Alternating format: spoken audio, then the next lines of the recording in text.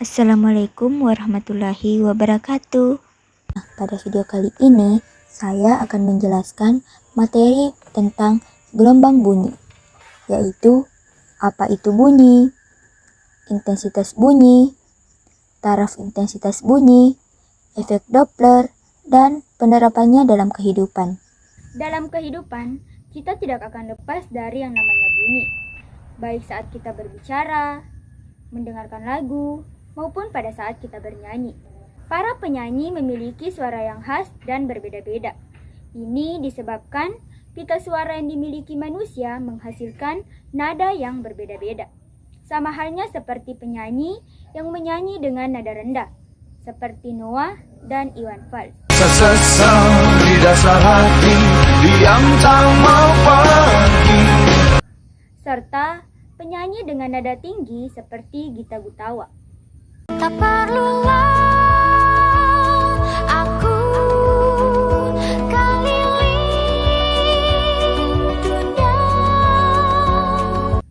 Pita suara kita dapat menghasilkan berbagai macam bunyi. Tapi, tahukah teman-teman, bagaimana bunyi dari pita suara kita bisa terdengar sampai ke telinga kita? Teman-teman pernah kepikiran gak sih saat HP kita diatur pakai mode getar aja, gak pakai nada dering, terus ada notifikasi yang masuk. Selain bergetar, pasti kita mendengarkan bunyi. Tapi kenapa ada bunyi ya? Padahal HP kita cuma bergetar, gak berdering.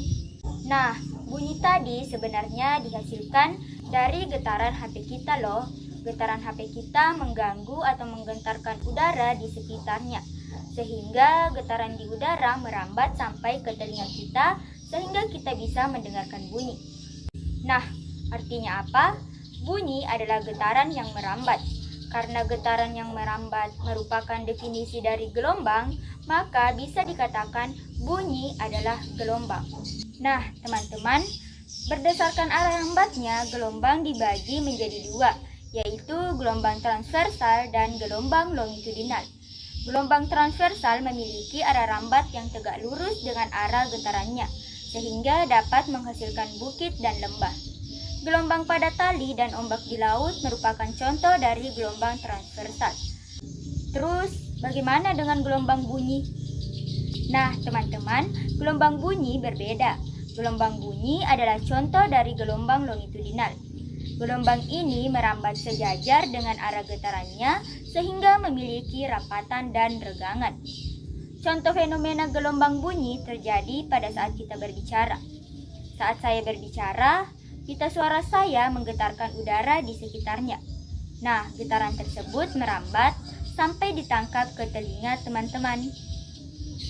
Tahukah teman-teman, bunyi yang sering kita dengar memiliki 4 syarat loh untuk dapat didengar, yaitu sumber bunyi, jangkauan bunyi, frekuensi, dan medium.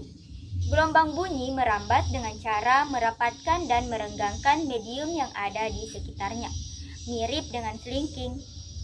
Bunyi memerlukan medium untuk dapat merambat dan terdengar. Nah, medium yang paling umum adalah udara. Makanya dalam berkomunikasi, astronot di luar angkasa menggunakan radio yang tidak memerlukan medium, karena di sana tidak ada udara. Sebenarnya, medium itu bukan hanya udara doang, tapi bisa juga yang lain, seperti air, baja, dan juga tanah.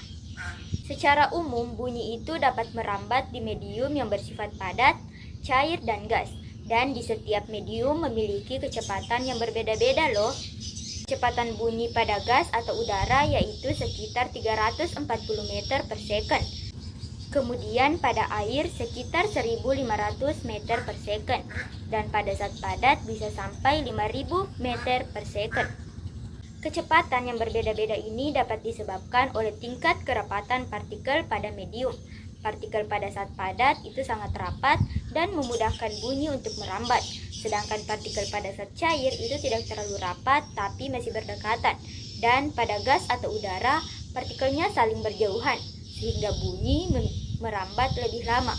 Teman-teman kalau lagi dengerin lagu, pasti ada yang namanya nada. Nada? Apa sih sebenarnya yang dimaksud dengan nada? Nah, teman-teman, Nada adalah bunyi teratur yang memiliki frekuensi. Tinggi rendahnya suatu nada bergantung pada besar frekuensi bunyi. Semakin sering udara bergetar, semakin besar frekuensi bunyinya. Sehingga nadanya semakin tinggi. Berdasarkan frekuensinya, gelombang bunyi dibedakan menjadi 3, yaitu infrasonik, audiosonik, dan ultrasonik. Pada umumnya, manusia bisa dengar bunyi dengan frekuensi di rentang 20 Hz sampai 20.000 Hz. Rentang ini disebut dengan audiosonik. Untuk bunyi di bawah 20 Hz disebut dengan infrasonik. Yang bisa mendengar daerah ini adalah hewan-hewan seperti gajah dan hiu. Sedangkan bunyi di atas 20.000 Hz disebut dengan ultrasonik. Yang bisa mendengar daerah ini adalah lumba-lumba dan kelelawar. Ternyata bunyi juga punya sifat-sifat loh teman-teman. Salah satunya adalah efek Doppler. Ketika teman-teman lagi menonton drama atau sedang mendengarkan musik, pasti teman-teman mengatur volume suaranya kan? Agar suaranya tidak terlalu keras sampai membuat telinga kita sakit. Atau tidak terlalu pelan sampai teman-teman tidak mendengarnya. Artinya apa? Volume suara adalah kekuatan bunyi. Kekuatan bunyi bergantung pada amplitudo gelombang bunyi.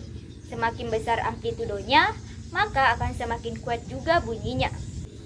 Semakin jauh kita dari sumber bunyi, semakin rendah intensitas bunyi yang terdengar. Karena semakin besar dan semakin luas permukaan yang dijangkau oleh bunyi.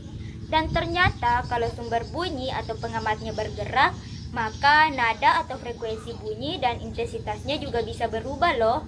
Contohnya, pas sumber bunyi mendekati kita, Hal ini maka terjadi bunyi ketika akan sumber terdengar bunyi lebih cepat bergerak dan mendekati lebih kita. nyaring. Ia Sedangkan juga bergerak pas sumber bunyi searah menjauhi dengan kita, gelombang bunyi yang menuju bunyinya kita. seolah-olah Karena melambat sumber bunyi dan itu terus nadanya menjadi menghasilkan lebih gelombang rendah. bunyi. Nah, teman-teman, Maka fenomena gelombang-gelombang perubahan akan menjadi frekuensi saling ini berdekatan. disebut dengan Inilah efek yang Doppler. menyebabkan frekuensi menjadi lebih besar saat kita dengar. Sebaliknya, ketika sumber bunyi menjauhi kita, maka gelombang-gelombang bunyi tersebut akan menjadi lebih renggang atau jarak antara gelombang bunyinya menjadi semakin jauh, sehingga frekuensinya menurun.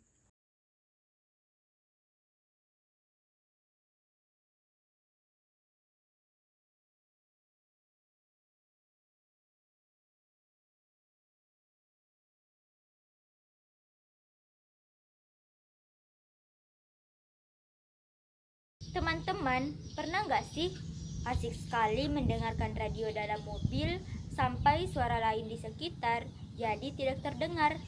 Atau dalam keadaan hening saat mati lampu sampai bisa mendengar suara denyut jantung sendiri? Nah, hal itu terjadi karena adanya intensitas bunyi. Intensitas bunyi, apa sih itu yang dimaksud dengan intensitas bunyi? Jadi, intensitas bunyi adalah suatu daya yang dibawa oleh gelombang suara dengan arah tegak lurus dari arah cepat rambat gelombang. Rumus dari intensitas bunyi ini sendiri dapat dituliskan dalam persamaan berikut.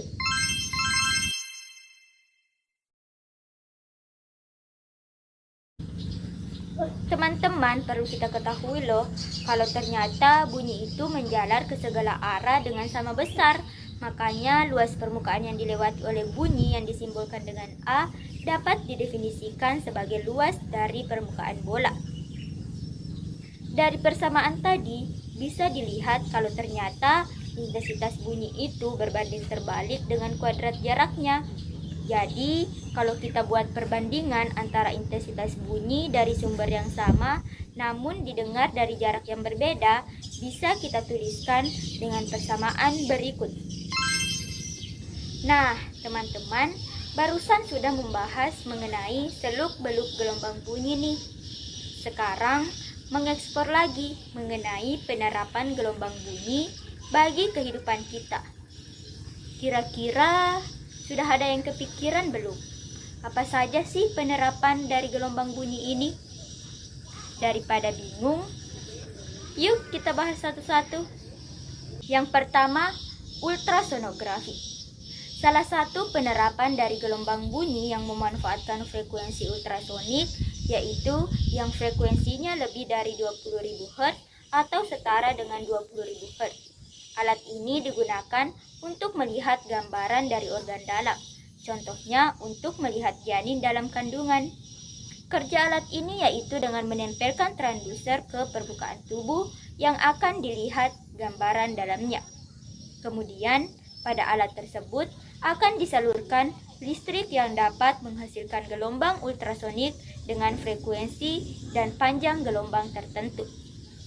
Nah, di sini juga memanfaatkan sifat gelombang bunyi yaitu pemantulan atau refleksi, di mana gelombang ultrasonik tersebut akan dipantulkan kembali. Selanjutnya, gelombang tersebut akan diproses oleh mesin, sehingga akan muncul gambaran organ pada monitor menuju transducer.